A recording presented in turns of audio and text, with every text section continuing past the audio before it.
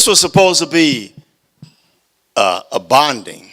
My nephew called me and told me that he was taking his Wichita basketball team to Atlanta for a tournament and asked if I wanted to join him. I was like, yeah, shit, that'd be a nice little weekend because I heard a lot about Atlanta and I was excited. Well, 2 days before we were supposed to take off, he called and told me the bad news that 4 of his players were sick and they weren't going. But I already had these non-refundable tickets, so what the hell? Off to Atlanta. I took the shuttle from the airport to the hotel and got another downer. They must have used a magnifying glass to take a picture of this hotel. It was so tiny that I could almost touch the walls like that, And there was no fitness room, no hot breakfast. I figured no wonder this mug was so cheap. And but it didn't stink. And I wasn't there for the room, so I'd heard about Buckhead, so I got dressed and headed down for Buckhead. Buckhead is a party area. So I got down there, I'm partying and drinking and dancing up all these women. But I couldn't get any of them to go home with me that night, which was probably a good thing because, I had this miniature room and they wouldn't have. So the next morning I got up, went to find another hotel, but was a lot better than the one I was in. It was just a little bit more, so I moved out. And I asked the worker there, I'm a single guy in Atlanta. I say, hey, man, where the strip clubs at? And he told me it was a nice one a few blocks away. So, I got dressed, and that night I went down there, put a couple of $100 in my pocket, and I was totally unprepared for how fine these damn women were. See, I'm a butt man, and if ass was gas, shit, these women could cruise all night long, and there were no booty dudes, their belly stick out way further than their booty do. And this one in particular, I called her Beyonce. She came up to me wearing nothing but a window pane dress with no panes in the windows and asked me if I wanted a lap dance. Well, hell yeah, So after a few dances, she stuck around and we were talking and we talked about poetry. And I told her I wrote and performed poetry and she wanted to hear a few of them. And I did. And the way she leaned into me told me she liked them.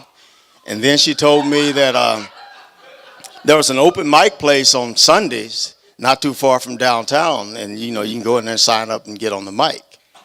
And then she went to the back, came back out dressed in jeans and a T-shirt, told me she had to go. Well, we've been rubbing on each other and drinking, and I thought, But she let me know right off that wasn't happening.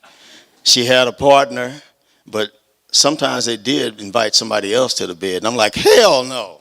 Yeah, that ain't happening. She just laughed and blew me a kiss and said, maybe I'll see you Sunday, and she drove off. Well, Saturday I went back to Buckhead. And this time it was wilder and freakier than ever before. And this woman she was backing all up on me, and I was spanking her ass and rubbing, and she was fondling me. And we agreed to get on out of there. And as we're headed back for her car, another guy comes up alongside her, and she looks at him and says, honey, he wants to do me. Then she looked at me, you don't mind if hubby joins us in bed? And I'm like, what the fuck? So as the taxi is driving, the driver's taking me back to my hotel, I told him what happened and told him this is the second time. And I said, man, what is this a thing in Atlanta? What the fuck? And he told me, yeah, Atlanta is crazy, freaky, off the chain, So Sunday rolled around, and I said, well, at least I'll get to hear some poetry. So I go up there and I sign up, get me a table and a drink, and sure enough, Beyonce walks in, turning heads. She's wearing shorts and a tank top, and she looks around and she looks my way, and I wave at her, and she waves back at me, and incredibly, she comes to sit at my table, right? So we're sitting there talking. I buy her a drink. Then she buys me a drink, and then we do that verbal footsie that lets you know that it's on.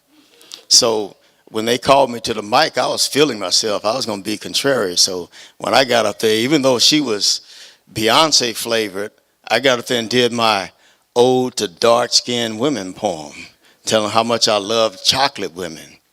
And when I got off the stage, she was looking at me with her arms folded, and I was like, oh, fuck, what did I do?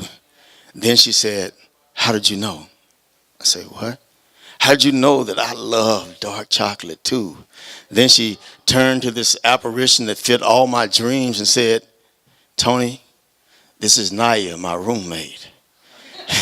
Naya slid past my offered hand and gave me this warm hug as she gave me that full body squeeze and licked my earlobe and said, I see why Diane was so impressed with you.